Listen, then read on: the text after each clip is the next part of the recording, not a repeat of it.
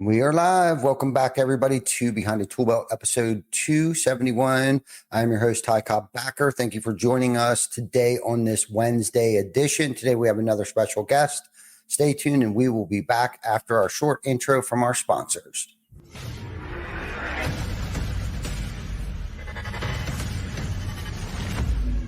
TC Backer. Roofing, siding, windows, gutter, solar. Roofing, siding, windows, gutter, solar. TC Backer. Welcome to Behind the Tool Belt, where the stories are bold, the conversations are real, and the insights come to you live, raw, and uncut. Every week, host Ty Cobb Backer sits down with game changers, trailblazers, and industry leaders who aren't afraid to tell it like it is. No filters, no scripts, just the truth. Please welcome your host of Behind the Tool Belt, Ty Cobb Backer. Hey, welcome back, everybody, on this magnificent Wednesday. I hope it's sunny and sun shining wherever the hell you are today watching this episode. Today, we have another great, phenomenal guest, somebody who has been influential in my career after, watching his content and meeting him at shows and just seeing what he has built. A man that I feel like moves in silence. His actions speak a lot louder than his words. Somebody who has used the roofing industry as his vehicle to have impact on not just those that he works with and the creation of leaders and co-leaders and co-workers, but his community and our industry as a whole. And I sincerely mean that, Heath. I think you're an amazing person. And I'm excited to have you on the show again today on our actual Wednesday, singular, opposed to being at a show and getting like a 15-minute, little clip here and there. Yeah. But today's the day, that I feel is a very special day because you're here and it is Wednesday and it's 12 o'clock Eastern Standard Time. So how you doing, buddy? Wow. That's a big question. I've tried to practice in the last few years of my life that, when somebody asks me that question, that they mean it. So how am I? Mm-hmm. I am happy and sad and in love and brokenhearted and rich and poor and tired and excited and everything in between, everything all at once. That's kind of how life really works. Yeah. I think the hard part is differentiating those emotions and feelings. At least for me, I used to drown a lot of those feelings with substances and stuff. And sure. I couldn't identify what I was feeling. And mostly for me was fear-based stuff. My anxieties, my fear, my heartbrokenness, all that stuff. A lot of that resentment all stemmed from fear. And I think they say a human being only really experiences two emotions, and that's love and hate. I could be totally wrong with that. But and I have thought about that, it's kind of like, I either love something or I don't really like it, and I don't know hate, right word. Yeah. That was used in that. And I'm obviously not getting it right, but I think that's the basic two emotions people feel. Yeah, I would agree that there is a basic list for sure. I think a big challenge for me and that I've felt other people share is being able to feel and acknowledge and sit with and experience all of them. People have a short list of emotions they will experience, and then they have a long list of ones they won't experience. They just refuse. Put it in a box or drown it or run from it or, especially the hard ones that are associated with hard memories. A lot of times we buried those memories or experiences so far away from ourselves that we have an emotional moment in this moment that the emotions we're feeling are tied to a moment from 10 years ago or 20 years ago when we were a kid or whatever. And that memory is so far away and we've resisted processing it for so long that we don't realize that our current emotion is actually just that one relived over and over again. And that's not the most healthy place to be. And I certainly came from a place like that. And maybe around 5 years ago. I got on a journey to try to figure that stuff out, unwind a lot of those things and release a lot of those emotions. But the reason most people are unwilling to do that work, I think, is because at some point your soul or your body realizes you're going to have to experience it again if you're going to get through it, because you can't get around it. Yeah. And you're going to have to go through it again. And the reason it's still sitting there is because we didn't really go through it the first time. We got near it and we dodged it, or we hid from it, or we drank it away, or whatever, and we didn't let that emotion run its course. But, all of those emotions, something I've learned is all of those emotions are meant to do something for us. There's a purpose behind all of them. And, the one that I hid the most growing up was anger. I hid that one the most because that one got me in the most trouble. My mom was very abusive, and anytime I was angry about it or anything else, it just made the abuse so much worse. And so I never got to experience anger.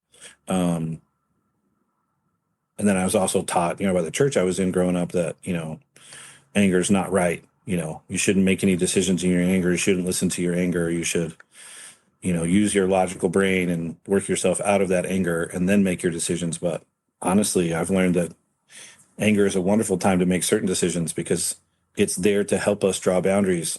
When people cross our boundaries, we're supposed to be angry about it, and we're supposed to push them out of our world or draw a line in the sand and say, you can't do that to me anymore, or I won't do that again, or I won't allow a person like you around me again, whatever the situation is. But I was not very good at that because I didn't feel any of my anger at all.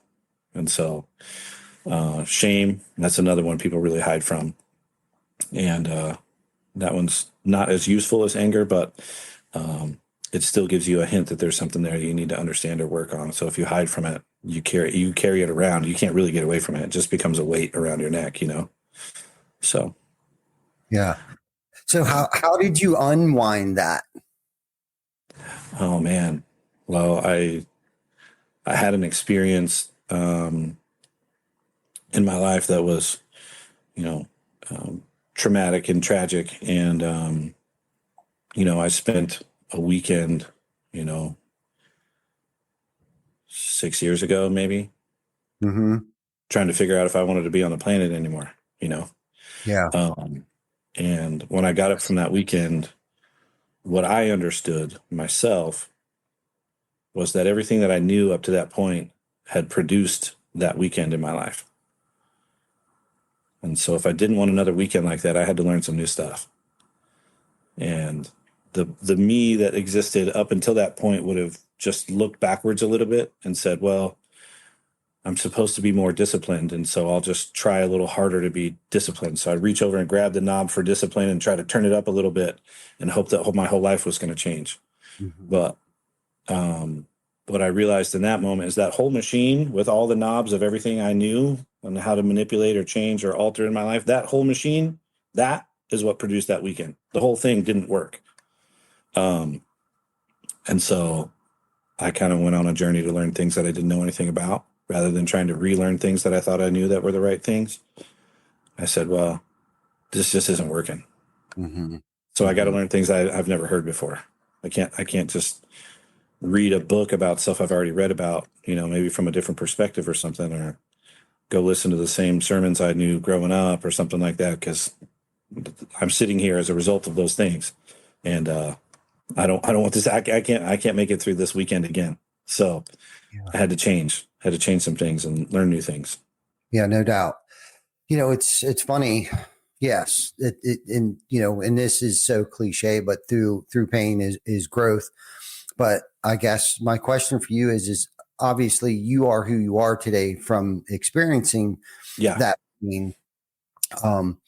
But you had mentioned something earlier, and we can dive a little deeper into, how you got to where you're at today through that process that you had to go through. But you had made a comment that anger is useful. And let's dive into that a little bit. What do you mean? What do you mean when you say that? Like, let's elaborate a little more. Okay. So, we'll back up just a little bit. There's a book out there that I would highly recommend called King, Warrior, Magician, Lover. And it talks about the 4 roles that we have in life, or the 4 archetypes of masculine. And no matter who you are as an individual at different times in your life, you're going to be in the role of king or the role of lover or the role of warrior or the role of magician in your own life. And oftentimes as men, that means there's other people involved too, but at its core, it's you, and you're going to have to live in those roles. You're going to have to know how to operate in them when the moment is right to be one or the other. And warrior and king both have anger elements of how they operate. Warrior probably more so than king, but in as a king in your own life, one of the things that you do is you set the boundaries of what's acceptable in your life or your kingdom, if you want to look at it that way, your household or your business or whatever. Mm-hmm. And oftentimes you aren't able to set the boundary when you don't know exactly where it is, but you figure that out when somebody crosses it. Mm-hmm. Right? Sometimes you cross it, sometimes somebody else crosses it, but then you become aware, oh, this is the thing that's unacceptable. This is where I don't want to live. I don't want to let anybody else do this to me again, and I don't want to do this to myself again or do this to the people I love again. Oftentimes in that moment, there's anger, and that's your motivation to move that boundary stone from wherever it was before to where you want it to be right now. And then when somebody comes up against that boundary, anger is the thing that pops up and says, no, you're not coming across it. You're not doing that to me. I'm not going to allow that. Now, I'm not saying you jump up and down and punch holes in the wall. That's not what I mean by anger. I mean the energy that rises in you to make a move or make a change. Tony Robbins says it's our motility. It's the thing that moves us is our anger. It's not the thing that drives us. That's not what I mean. Not your constant driver. That's very unhealthy. But in a moment when you need to make a shift, oftentimes anger can be the thing that's wanting you to make that. It's giving you the impetus to move that thing. And when you're afraid of your anger or you disrespect your anger or you think anger is wrong, sometimes you'll go, you know what? That person probably they have a really good heart. And I'm going to forgive them and I'm going to let it go and I'm going to overlook it. And while you can still forgive them and assume that they had good intentions, you can also still set a boundary and tell them you can't do that again. That's where I was missing. I had lots of love and grace for people, but I did not have the strength to set boundaries and enforce them. And so I ended up letting a lot of people into my world that did not have good intentions. And so I paid a long price in my leadership for not understanding what it meant to be a king in your own life, because I never wanted to be a king. I actually wasn't trying to do that at all. When I started Avco Roofing, I was just trying to give the guys that I knew and loved an opportunity to make good money and take care of their families. I never anticipated it growing the way it did, and then somehow me being sort of on the top of this pyramid of leadership, that had a bunch of people involved and all these families and all these lives. I was not prepared for it, and I resisted it. As the company got bigger and I sort of eventually became more important than I knew how to be, I resisted it, and I tried to pull myself down and push some other people up and kind of avoid some of that. And that was, in that book, King, Warrior, Magician, Lover, that would say that was an immature version of a king. I hadn't matured into that. And so in that, I was kind of giving my power away to other people. And I was trying to find other people to run the company and other people to make the hard decisions and things like that, because I just didn't understand my responsibility. But a part of that is just because it came by surprise and I didn't want it. I wasn't the one who wanted to be a king. I never wanted to build something so that people would know who I was or so that I'd be rich or anything. And so I resisted it. And then at some seasons of my life, even kind of ran away from it. Because when you are setting those boundaries and guarding your borders, you're including some people and excluding other people. And that I was not very good at that in the beginning. Yeah. Telling somebody you got to go, you got to get out, not just firing them from their job, but booting them out of our tribe.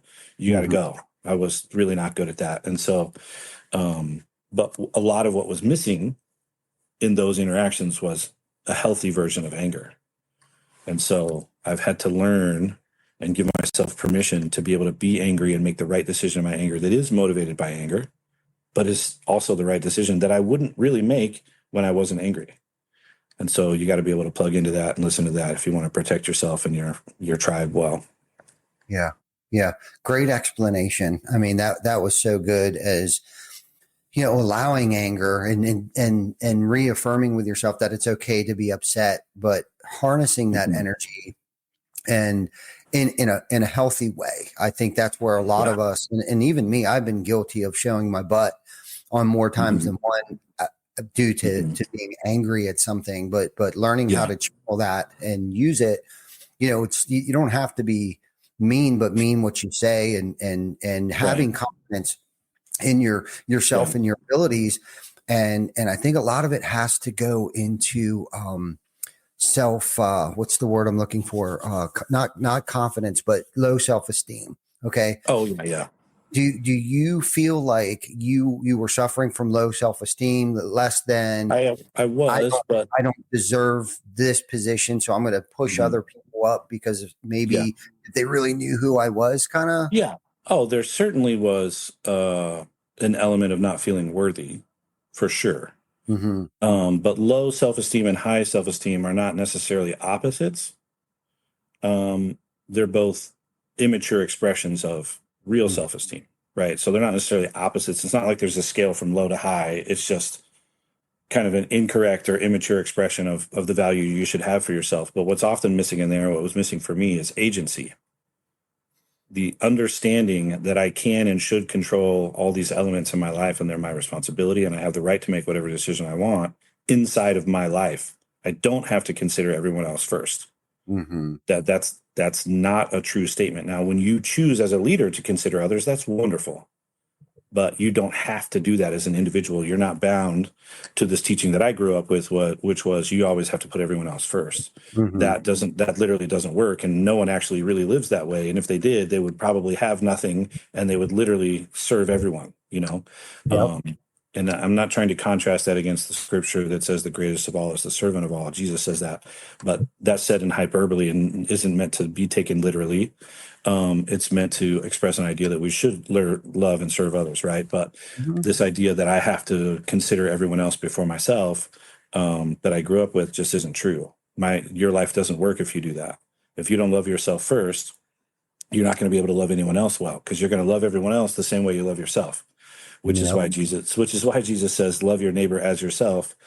And that's why that scripture never made sense to me growing up, because I didn't love myself. So how am I supposed to love someone else the same way you love yourself? I didn't love myself. So I didn't have a good example. I didn't know that scripture didn't even make any sense.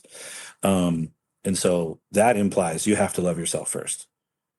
Yeah. And when you're good at doing that, then you'll be good at doing it for other people. And so, the agency was a lot of what I was missing, not necessarily just self-esteem. It was this perspective that I can and should influence my life for myself. And it isn't just okay to do that. That's actually my job. My first job is to myself. That is my job, is to take care of myself. And I never understood that. I was always giving and giving and giving and trying to give everybody else everything. And then because I did that, and because I had that expressed as a part of what I valued about myself, and it was also even things that I taught the people at my company, anytime I made a decision that was for myself, it offended the group, because I had set the standard that I'm not going to live for myself. I'm going to live for you guys. So anytime I tried to make a decision for myself, they'd be like, what? Yeah. And then then I would feel bad about making a decision that was for me, instead of but I had to set all that right. And that book was a start of it, learning the mature and immature versions of king, warrior, magician, and lover. And then there's like boyhood examples. When you're a boy, you're not a king, you're a hero. It's an expression of the same idea, but it's very different when you're an adolescent.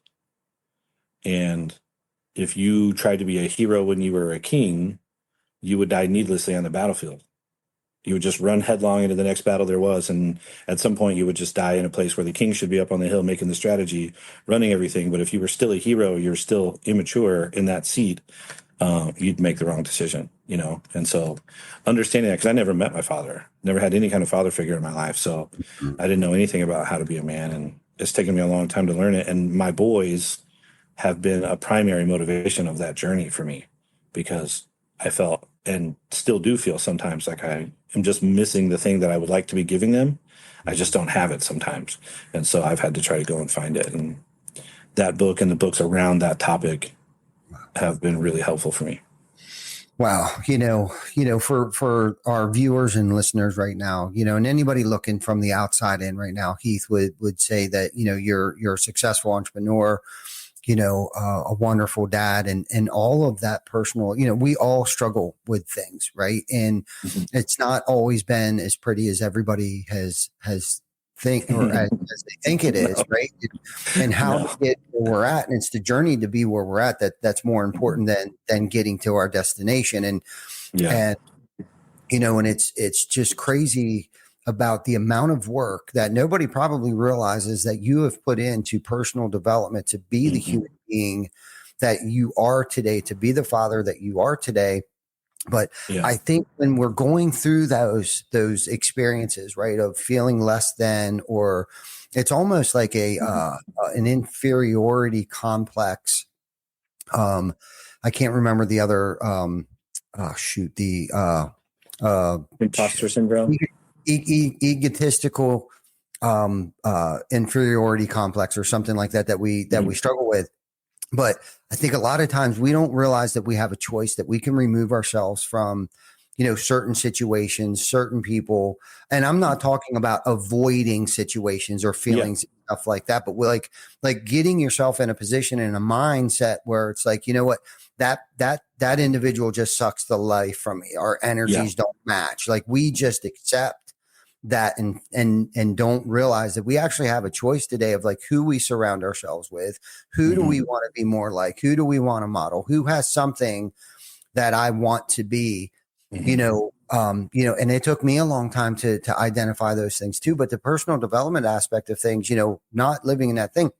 And I think for a lot of us, it's more comfortable to stay in a bad situation because of the fear of change, right? That grieving process that we might have to experience, that it's just easier for me to stay in a shitty relationship or be at a dead end job or whatever, because of that fear of change, knowing deep down inside that if I would leave this situation or relationship or whatever the case might be, that it is actually better for me, mentally, physically, and for my family. And then on the other, side of the coin that you were talking about, like where you conditioned those people around you that you were leading, that if I actually did something for myself, that it was bad. Right. And that's because that's what I believed. That's what I believed. And so they believe the same thing. That was the exact point that I was going to bring up is that I think 50% of that horse crap is in our heads. Oh, totally. At least 50% of that. So what did you, outside of like reading books and stuff like that, what do you do on a day-to-day basis? Like when you said, like when you come up against a parenting situation, is there, you have a mentor or coach? Multiple? I've got a couple. And I think I'm going to infer a little bit of your question here and go back a little bit. Okay. On how to start a journey like that. Because that's an internal decision. How do I start a journey like that? And one of the key elements, I think, is being okay with being wrong. And that's why a lot of people don't make the decisions that you were talking about. There's a lot of elements in there, but a lot of times people don't want to realize that they were wrong in the decision that they made. And so they'll bolster that decision in their mind with the person that they picked to be in relationship with, or the job that they picked, or the career they picked, or the tattoo they got on their face, or whatever, whatever it is, they're going to bolster that decision. The guy with the tattoo on his face, almost every one of those guys is going to tell you it's the greatest thing they ever did and everybody should do it. Because they don't want to be like, yeah, that was real dumb, dude. I shouldn't have done that. I'm not saying face tattoos are dumb, by the way. I'm just saying there's an ideology or a false narrative where once you do something, you start to tell yourself it was the right thing. And it's really hard to stop and go, yeah, man, I really fucked that up. And being okay with being wrong, I think, is a big start of that journey. And understanding that being wrong doesn't make you a failure, even though you might be failing. I'm failing in several areas of my life right now. I've failed in ways in my current relationship that I have, and I'm facing that stuff as much as I can. I'm going to a retreat coming up because I want to be able to face the stuff that I need to grow in and not run from it, But if you can't do that, you're really not going to get on the journey. So trying to figure out whether you should meditate or read a book or have a mentor or whatever, you got to figure out first whether you're willing to be wrong. Because you could go listen to a mentor. If you're not willing to be wrong, you're not going to take anything they say. And if you're not willing to be wrong, you could read all the books in the world and you're going to throw half of that information right out of your brain. It's never going to land because you're not willing to be wrong. And being wrong doesn't mean that you are wrong. It doesn't mean that you are a failure. It doesn't mean that you aren't worth anything. It just means there's some information that you have that you need that you don't have. And when you have it, it'll change the way you operate. And so if you're willing, at whatever point you might be at your life, whether it's right now while you're listening to this podcast, or whether it's 3 months from now when your marriage is falling apart or your addiction is overtaking your life, being willing to be wrong can be the impetus to start you on a journey. Once you're on that, there's a lot of ways to do it.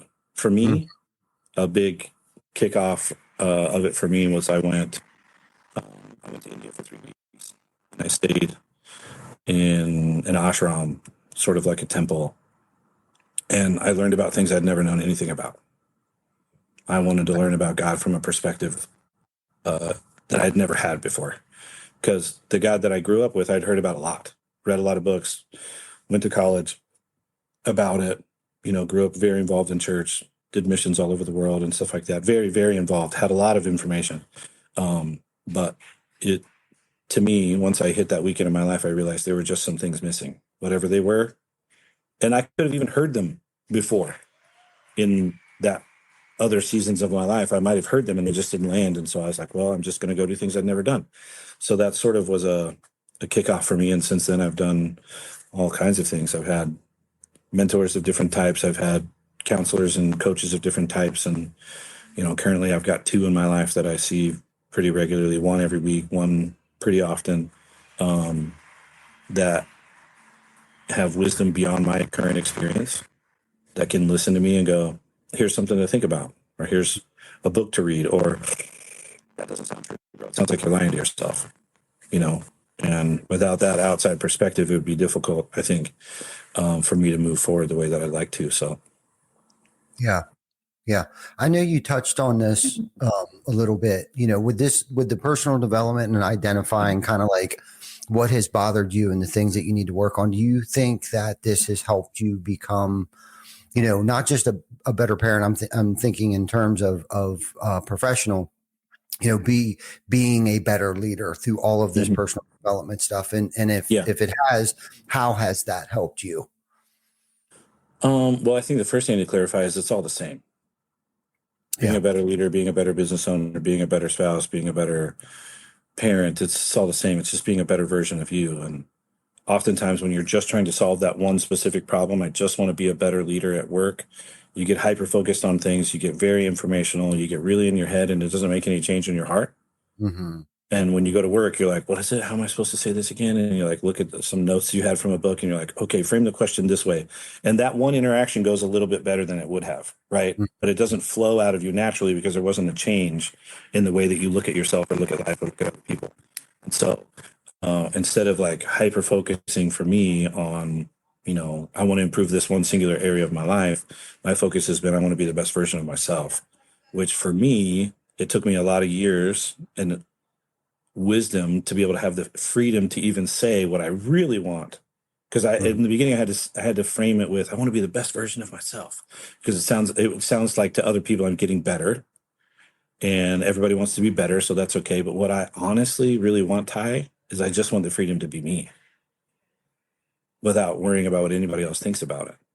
And then if I can be me as much as I am, as much as I want to be, as much as I'd like to be, then I'll find freedom and contentment and peace in the middle of that process, regardless of what my circumstances are. Because it is very clear that circumstances do not dictate whether you're happy or whether you're sad or whether you're depressed or whether you feel like you have enough or don't have enough. Your circumstances have very little to do with that. But when we're not doing inner work, we're always focused on what can we change a little bit on the outside, And so, yeah. No, that was good, man. That's so good, Heath. This is why I was excited to have you on the show, because I know that brief moment we had at Wind and Storm, I think 2, maybe 3 years ago now. Yeah. I could tell that you were very deep and very intellectual and have worked really hard on yourself over the years. Do you think, was it your personal relationship, or do you think it was your professional relationship that really brought these things to surface, that like, look, I got to do something different with my life? If not, it was personal stuff for sure. The professional side of it definitely was a crucible for sure, because when you're sort of at the top or whatever it is of the group that you're in, man, that's a hard spotlight, man. In your group doesn't even have to be very big, because everything you do is seen, everything you do is judged, everything you do is weighed and measured. And it's real easy to mess it up because everyone is watching everything, and that's not what I had desired. That's not what I signed up for. I was not trying to be that guy, but, there I was in the middle of it, and certainly didn't handle all of it well. There's no doubt about that. Fraught with mistakes and inexperience, but yeah, I'm going to shift gears here a little bit. Okay, so you're still a part of Avco Roofing, correct? Are you still the CEO over there? Okay. No, I still own it, but I don't work inside of it. Okay. So good. Okay.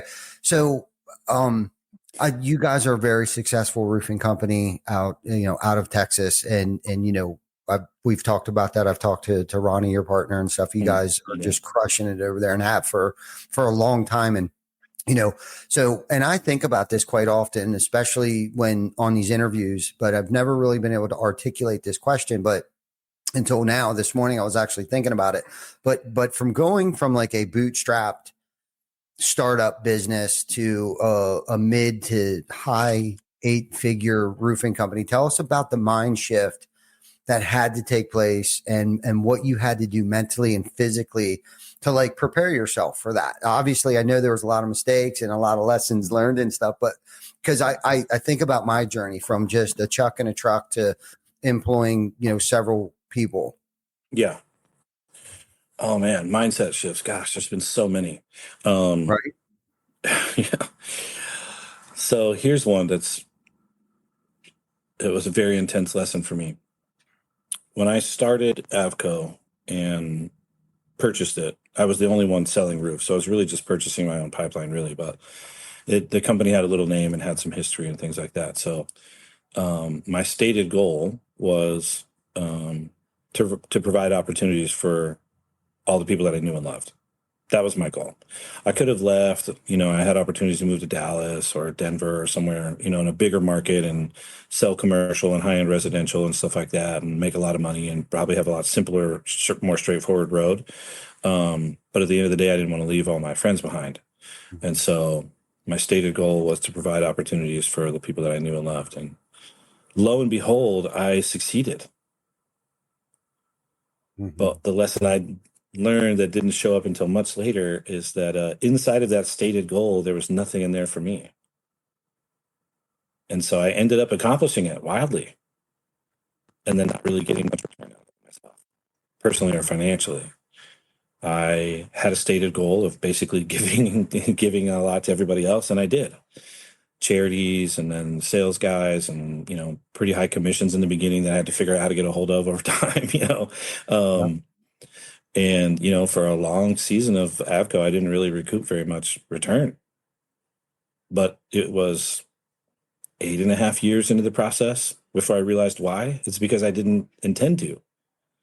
I didn't make that a part of what I was looking for, what I was measuring. It wasn't what I was working for. And while I don't want to be driven by money, and I'm still not, if you're going to do something this hard, you should be at the center of what you're doing because it's really hard. And so, because when you're doing it for other people and then you're also not getting a lot of reward for yourself, when it gets really hard, you're like, why am I don't want to do this anymore. This really sucks. And that's a big lesson. Do it for your family, do it for yourself. And that's okay. Balance it, of course, with other people's interests and helping people and being generous and all that. But I was doing it for others, and other people got a lot of reward out of it, and I didn't. And so my mindset has had to shift.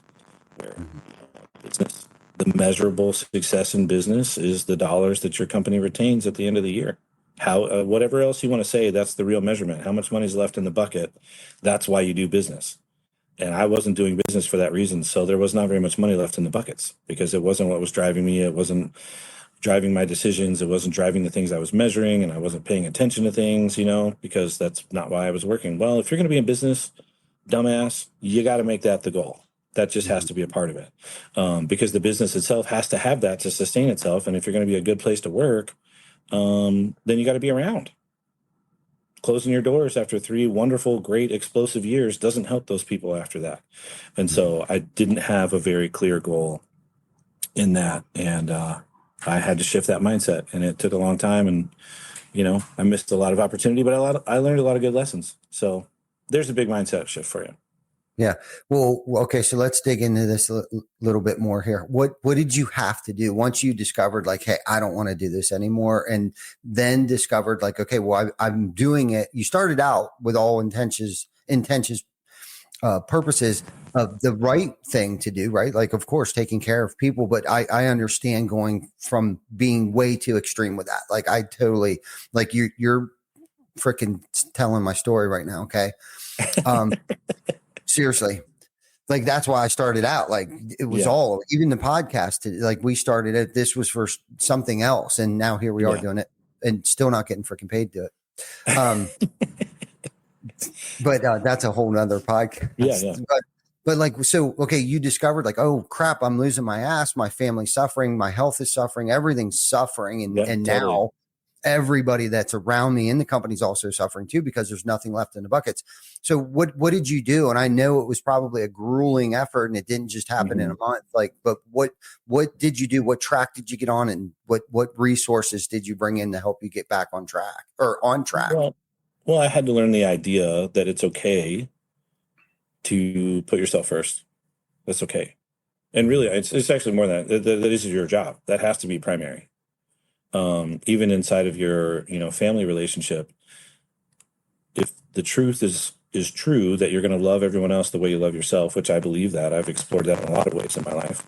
I believe that to be true.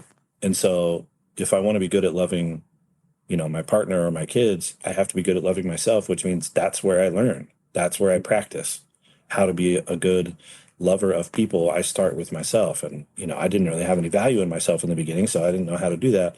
But as I did that, I realized, okay, I have value and I should be working for myself. And then it's okay to work for myself. Then that kind of, poured out into all the other parts of my life. Does that answer the question? Did I miss the question there? Yeah. No, it's okay. I mean, you could have gotten a little deeper on like, I had to bring in an entire team and hired a CPA. Yeah. I mean, we ran out of money and we had to fire a bunch of people, and that was really hard. And then in the middle of all that stress, a bunch of people left the company and started their own company and took all this stuff and did all, all the story you hear all the time. Yeah. That happened. And so we almost, went out of business for sure. And we bootstrapped it together. Ronnie and I figured it out, made it through there, and then had another tough season not too long after that, and had to shift and change again and change the way we hire and train and recruit. But all along there, those were actions that were helpful, but the things that were really changing was how we saw ourselves. So when we saw ourselves as valuable as a company and individuals within the company, then we started being able to suddenly be able to sell retail jobs. Because before we couldn't sell retail and we couldn't sell upsells, we could barely collect deductibles because we thought we were supposed to be doing roofs basically for free for everyone because we're out there to help everyone. Well, when the idea shifted from I'm here to help everyone to I'm here to provide for my family and my tribe, then the value on ourselves went up, and then our ask to our customers went up. And now my sales guy sat at a table with confidence to ask for an upsell and to switch from an insurance to a retail job. We were going to charge $5,000 more and do a lot more work and deliver a lot more value, but also make more margin. That shifted as our understanding and mindset about ourselves individually and collectively changed.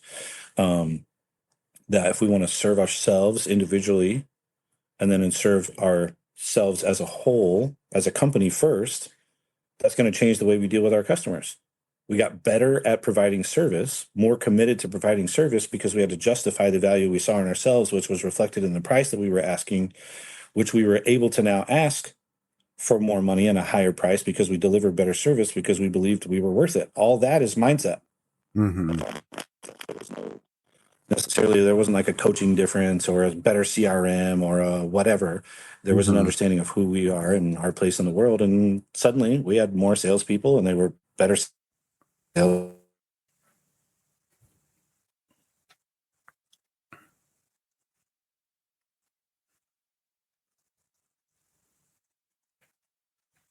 Come on, baby.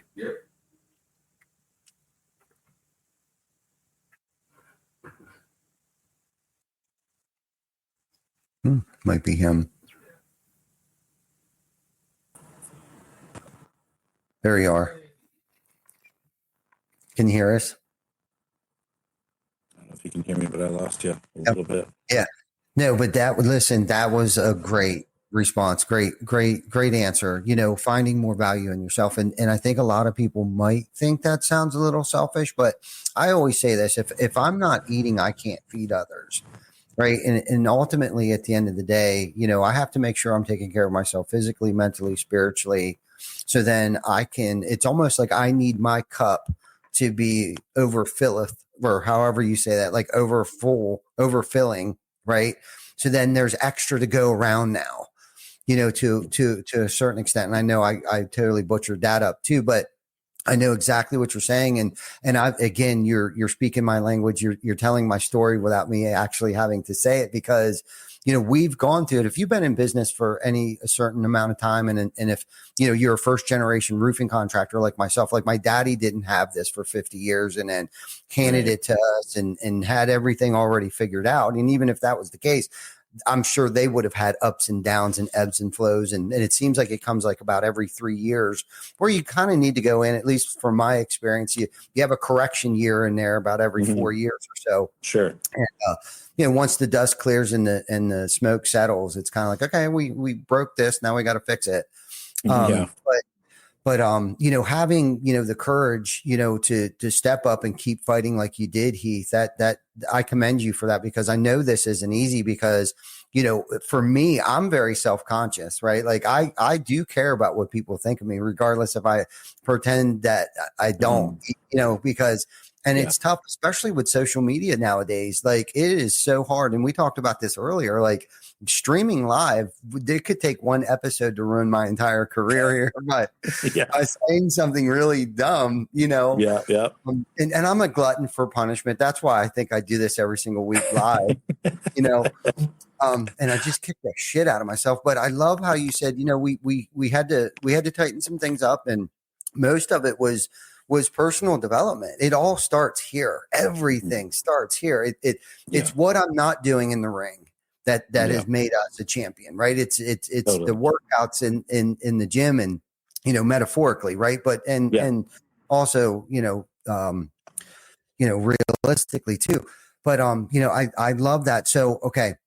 So and I wanted to talk to you about your vision then, right? Your vision was to feed as many people as you possibly can. And I guess this could go into, and I'm sure you didn't have a mission statement and core values and stuff like that, but what is your vision today and mission? And you don't have to get too deep into the core values and stuff like that, but tell us how that's changed and what is it today? Yeah. Well, the core value, the mission statement for Avco is protecting homes, strengthening families, and building community. Nice. And we have done a good job of that. Mm-hmm. And I'm really proud of that. And that has stayed a big focus for what we do. Personally, the mission that I'm on, I stated it a little bit earlier, is finding a way to feel free to be myself fully. And, that includes a lot of layers of things. That means I want to make myself better to where I can be proud of the person that I am. But I also want to be able to be the person I am, regardless of whether anyone else is proud of me or not. That's a whole other layer, And so I'm trying to find that and failing a lot along the way. But now I can see it and experience it differently. And so I'm getting a lot out of it, even though I would say it hasn't gotten easier, but it has gotten more rewarding. And so my mission now is to figure out, where my potential really lies. What all could I really do? And are there things in my life that I'm not doing that I'm built and meant and destined to do? Because if I don't find those things and fulfill those things, I'm not going to feel alive that I want to. And it doesn't really, to me at this point, it doesn't really matter if it's making money or not. If it's something I'm supposed to do, I want to figure out how to be able to do it and share whatever that is with whoever I'm supposed to share it with, and feel that life, that comes when you're in purpose and on mission and fulfilling your destiny, Yeah, I love that. And thank you for planting that seed for me, being okay in my own skin. That's definitely something I haven't thought about for a while, so thank you so much for planting that seed for me, because I felt like I was on to something. I always feel like I have like these different sets of scales, not just one. Right. And when people talk about this balance and stuff like that, and, I'm still kind of on the fence with that. But sometimes I just feel like I have all of these. I got this scale at the house that I need to balance. I got this scale at work that I need to balance. And like you, I'm the owner of a couple of different companies and two predominantly right now, Lead Scout. I've been at the helm of that. Me and my partner, Chris Hofstra, has just, it's just two of us now. We had four of us, and I was kind of a silent partner, but now I'm doing shows. Like I'm seeing you at all these events, with the Catch-All, and you're out there. Yeah. Which kind of leads me to my question that I wanted to ask you before we got off here. But thank you before I go to the next question. Thank you, because that's definitely something that I think you helped me sum something up. Like my mission was, because I'm not seeking balance, because I think whatever I try to balance, something's going to suffer ultimately. So I just need to be where my feet are. If it's 5 minutes at home, if it's 5 minutes at work, or if it's 5 hours at home or 5 hours at work, I need to be where my feet are. To me, that's good enough balance. Okay. And being super, super intentional about that. But I have to be okay with me and just wanting to just be me around no matter what circle of people, right, that I'm around, even though, because this is the thing that I've struggled with, is that I went on a mission to surround myself around a lot of smarter people than I am, Heath. And so every now and then reality or a moment of clarity or whatever, fear kicks in. And it's like, I say to myself, I am the dumbest person sitting in this room right now. And insecurity starts to kick in. And I think, and that's been happening more so lately than it has, especially with this whole Lead Scout acquisition and stuff like that, because now we're dealing with code writers, engineers, and Chris has been at the forefront of this, and he's so smart at the forefront of Lead Scout for the past 5 years. And I've been involved with it for 3, but only as a silent partner. So as far as UX, UI, code, all that shit, man, like forget about it. I can barely operate my Google Calendar some days. Okay. So and that's what my life is planned by design. But then I also realize that I'm the only one that can screw this thing up by my insecurities and finding that where I'm okay with myself all the time, and that these people like me. And yeah, I'm the chief energy officer. I'm the CEO. That's what I consider myself from John Gordon's book. I'm the CEO. I put that in my signature on my email too. And I'm okay with that I'm the guy that brings the heat. So this is actually a good segue into my next question, is like, how long did it take for you to figure out what lights you up and where you feel more productive in your companies? Right. Cause I think we all kind of hit that crossroads where, at least for me, I kind of started to feel obsolete. Like my team doesn't even need me anymore, but they do. Because I've stepped away a little bit, and it's kind of like, oh shit, I need to come back in here. You know what I mean? But like, there are certain things that I think we do in the position that we're in right now, is like, there are things that I'm not so good at, that I don't really enjoy doing, but these things light me up and I'm really good at it. And it brings a lot of value to not just myself, but those around me. How long and what is that for you? Repeat the question one more time. What was that? Repeat the question one more time. Yeah. So okay. Thank you for asking me to repeat that, because that was kind of long-winded there. So how long and what is it? How long did it take you to discover what lights you up, right? And what is that lights you up, that you're bringing value to your companies? Did that make sense? Yeah, what value am I bringing? I'm not understanding what you're asking about, how long it took, but there's also, for whatever reason, a lot of static when you talk. Yeah, same here. Yeah, same here. Yeah. Yeah. But okay. Yeah, the value that I feel like I bring, I guess, is a general definition for anything specific would be, everyone I believe innately has a certain genius about them that no one else has. So Ty has genius that nobody else has. It's innate. You were born with it. It's in there somewhere. Sometimes it takes us a long time to discover. But sometimes we figure it out quickly. Sometimes we never figure it out, I guess. But that innate genius is where we want to operate. The things that, the gifts that naturally flow out of us that are often easy for us, when we're in our genius, it's usually not hard. It's very natural. It's the thing that we want to be doing. It's the thing that also has a lot of impact when you do it, And so finding ways to stay in that pocket and not mess with the other things can take a lot of discipline depending on your personality. But if you don't do it, and you don't stay disciplined to stay in those things that are your genius and your gifting, you'll start to mess a lot of stuff up. You'll also get really tired, and you'll probably be pretty frustrated, and the people around you might also be frustrated. So those are good signs, maybe, that you're not working in your genius or your gifting. But I try to figure out what those things are, and I really only want to contribute those. And there's certain levels of conversations about certain things I don't even want to be in because I've trusted those things to people that I trust more than myself. What's that? I'm going to have to finish this thing. Sorry for that. That's okay.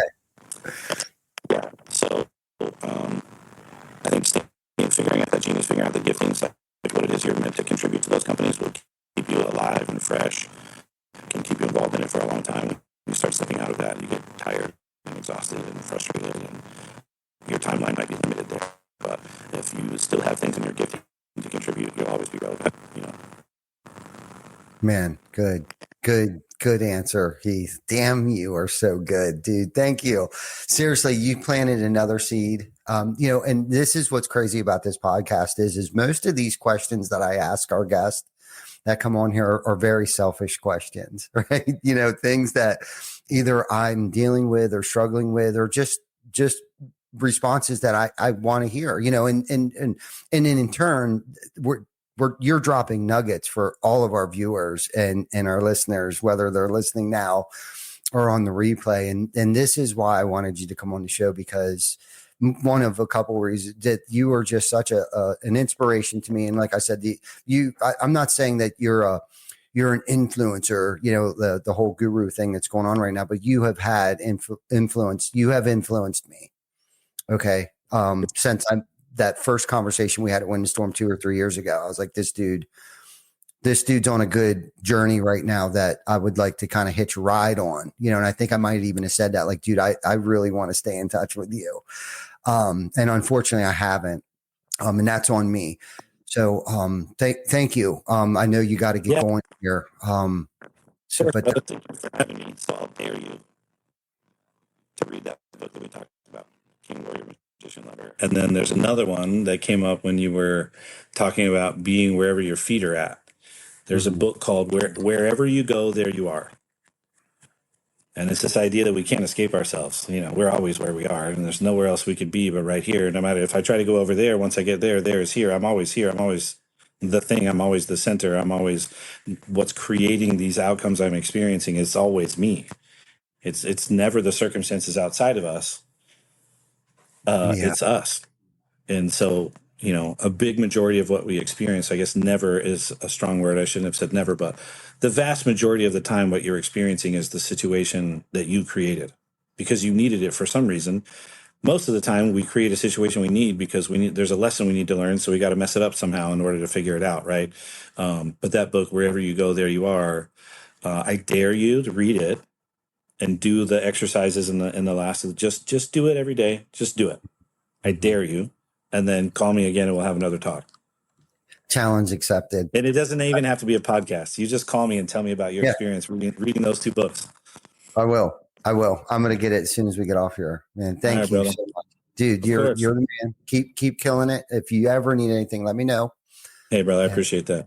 Yeah. Thank you. And thank you everybody for joining us. If you know anybody that could get something out of this, please share this with them. If you haven't liked, loved, subscribed, or share, please do that and check us out on the replay if you got in here late.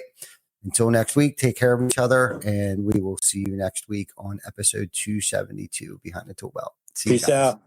Bye. See ya. Bye.